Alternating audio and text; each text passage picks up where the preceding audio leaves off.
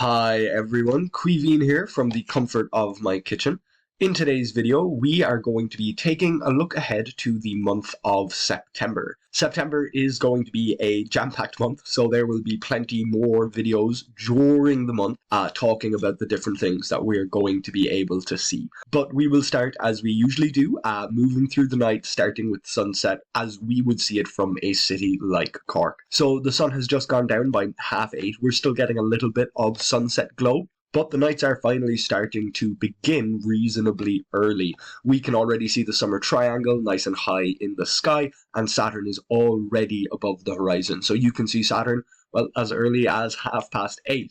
Of course, Saturn will look better once it's a little bit higher in the sky, so we're not looking through quite as much atmosphere. And we can see before we even reach midnight, here we are just coming up to 11 o'clock, the summer triangle has already pushed pretty far to the west. We're just starting to see Jupiter and Mars there over towards the northeast, so we'll turn around a little bit. Jupiter and Mars are up here just a couple of minutes after midnight. Mars in particular is still pretty low in the sky, but Jupiter should be at a reasonable height to observe just a little after midnight. Of course, those planets will continue getting higher and higher in the sky as we push closer to morning time. So even though Mars and Saturn are starting to appear earlier in the evening, they are still going to be at their best in the morning, and there is Mercury. So Mercury is reaching its greatest elongation early in the month of September, so it is going to start to be easier to see. So we've got 4 planets here, Mercury, Mars, Jupiter, and Saturn. From the city, that's definitely all you'll see. Uranus is out there if you're in the countryside with particularly good eyesight, or if you have a telescope or a binoculars. And Neptune is just over there by Saturn. So we do have almost every planet in the sky. We don't have Venus, but we do have the rest. So this is a particularly nice view.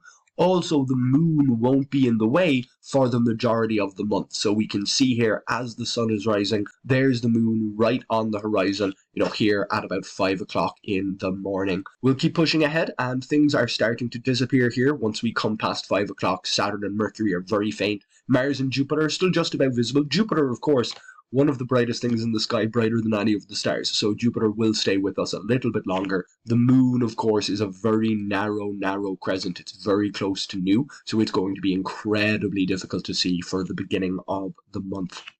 We'll keep pushing forward. Of course, as we move into September, we are really moving into autumn time. So the nights are going to start getting longer. And here, this gives us a pretty good view of Mercury. So we're through to the 10th of September. Mercury is definitely in the sky while it's still reasonably dark. Then we've got Mars and Jupiter, and Saturn still there as well. Saturn is going to be passing opposition once we're a little bit later in the month. So that means it will, when it's at opposition, be with us for the entire night. Once it's past opposition, that means we're mostly going to see it earlier in the night, and in the evening it will disappear in the morning. Speaking of disappearing in the morning, let's keep moving forward. There's the moon. You may remember from a recent video that we will have a supermoon once the moon is full. There we go, 99.9% full, and if we move past midnight, it will come up to 100% full. I hope. It should do, at least, based on the previous video. That's what happened. So let's see if it actually does happen again. Still coming up to midnight, we can already see that Saturn and the moon are passing there. And there we are, 100%. So here we are, 1 o'clock in the morning, 1:30. We've got Saturn, the fullest moon, totally 100% full and quite close to us. We can see the distance over here. You can refer to my previous video about the not quite super blue moon that we had in August. We'll keep pushing forward. I think we're late enough in the month now that we will very nearly, or we should, lose Saturn before the sun actually rises. We may lose Saturn before Mercury comes into the sky, although this late in the month. Yeah, Mercury's definitely past its greatest elongation. It's moving back in towards the sun. And yeah, Saturn's at least behind those bushes in the west. So we can see that there is a reasonably narrow window, the first couple of weeks of the month, where we will have all of those planets together in the sky. We'll only get to see that rather briefly. Once we get through to the end of the month, Mercury will start moving out of view again, and Saturn won't be visible in the morning. We'll push forward a little bit more. We can see As we come up to the night of the equinox, Saturn is gone, Mercury is gone. We just have Mars, Jupiter, Uranus, and the Moon. Those objects will still be up. And we can also see that Orion is nice and high in the sky here early in the morning at about 5 o'clock. We'll push through to the end of September before we get out into the countryside. So we can see, oh, that's all the way into October. We can see that the moon is already pushing back around towards the sun. We will have a new moon and an annular solar eclipse very early in October, although it won't be visible from here in Ireland, unfortunately. We can see that once we're through to the very end of the month, if we push a little bit earlier here, we've got Mars, Jupiter, and Saturn all in the sky together at just a little after midnight, and we're also starting to see Orion. So now that we're getting back into winter, these wintertime constellations, they're going to be visible closer and closer to the middle of the night, and we'll see them more and more in the evening as we get later in the year. So let's push all the way back to sunset and head out to the countryside. There will be a partial lunar eclipse on the night of the full moon, but I will have to double check exactly where it's visible from. Once we get a little bit later in the month and a little bit closer to the lunar eclipse, we will take a closer look at it. So we can see here, we're out in the countryside. Scorpius is already under the horizon by, well, here, almost 8 o'clock, not even 8 o'clock. So the core of the Milky Way is going to be leaving our sky quite early. The outer portion of the Milky Way, especially up here in the summer triangle, that's still going to be with us for a good portion of the early part of the night, at least. We'll keep pushing forward. We can see that Sagittarius is dipping under the horizon quite quickly. We're not even at midnight yet, just up to 9 o'clock. There's Uranus and Jupiter. We are at the end of the month, so we can see that Mars is there just crossing the horizon as we come up to 11 o'clock. The core of the Milky Way, most of it at least, has already set out of the sky. We'll keep pushing forward. Now that we're in the countryside, Uranus will be highlighted. I will zoom in and take a closer look at where Neptune is as well. Once we're close enough to sunrise, just before Saturn disappears out of the sky. So we can see Saturn there, just about to hit the horizon as early as 3:30 in the morning. So that means it will be missing from the actual morning sky. There's Neptune. It's going to be in the sky a little bit longer. Saturn is going to reach its opposition before Neptune does.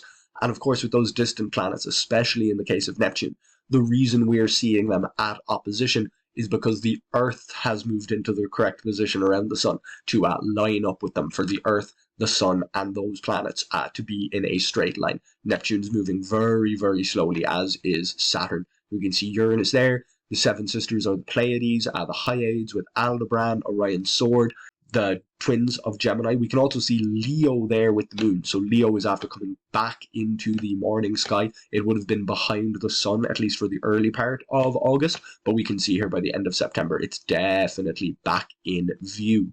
We'll come all the way back towards the beginning of the month. There's Mercury coming up into view, so we can see it there. Even on the 16th of September, getting out to its furthest from the sun around there. So yeah, around the 5th of September, we'll move back and we'll see how far down we can go. Well, there we are. Mercury looking quite nice and visible there at about 4:30 in the morning, along with Mars, Jupiter, Uranus, and Saturn and Neptune. So from the countryside especially, this is going to be an amazing view because there is that chance that Uranus might actually be visible if your eyesight is good enough. Pushing back in the night, while we are at the beginning of the night in the countryside, we can see that Orion is only going to be up in the morning. Even here, 2:45, it's just above the horizon, and once we get past midnight, it will definitely be under that horizon. We'll keep pushing through just so we can see the differences. A little bit more of the Milky Way should be visible early in the night, early in September. So we'll keep pushing back. There's Mars starting to get extincted by the atmosphere here just a little before midnight. So even at the beginning of the month, a little before midnight, we can see quite a few planets. We're just missing Venus and Mercury. Of course, Venus will be missing for the month. We're not going to get to see Venus in the sky at the same time as all of those other planets. Not this time. You know, it can happen. It's happened before, and I'm sure it will happen again in the future. So there's the sun just starting to block things out. We do have Saturn in the sky. the bright red star Antares is just coming above the horizon, and the Milky Way is starting to fade away. So to see the Milky Way, here we are at 9:15 if you're in the countryside without the extra light pollution, but earlier than that, the glow of the sun is just going to block it out. And of course, as we move into winter time, the core of the Milky Way will be more and more behind the sun, and therefore more difficult to see. That is a quick run through of September. There is a lot happening. We've got Saturn and Neptune coming to opposition. We've got lunar eclipse, annular solar eclipse. Those are things we'll take a closer look at once we get a little bit closer to those dates. And of course, we also have the equinox. So I have made a video before on the equinoxes and how they relate to the solstices, but the autumnal equinox is coming up in September, so I will probably talk a little bit more about that in late September as well. So I hope you enjoyed this quick preview of what we're going to be able to see in the September sky. There is a lot more to see, but those things will have to wait for another video. If you enjoyed this video, make sure to like it, and if you'd like to support future videos, you can subscribe to this YouTube channel. You can also check out my website, queebeanscontent.ie, where you can see some of this information written down, and hopefully I'll see you back here again next time.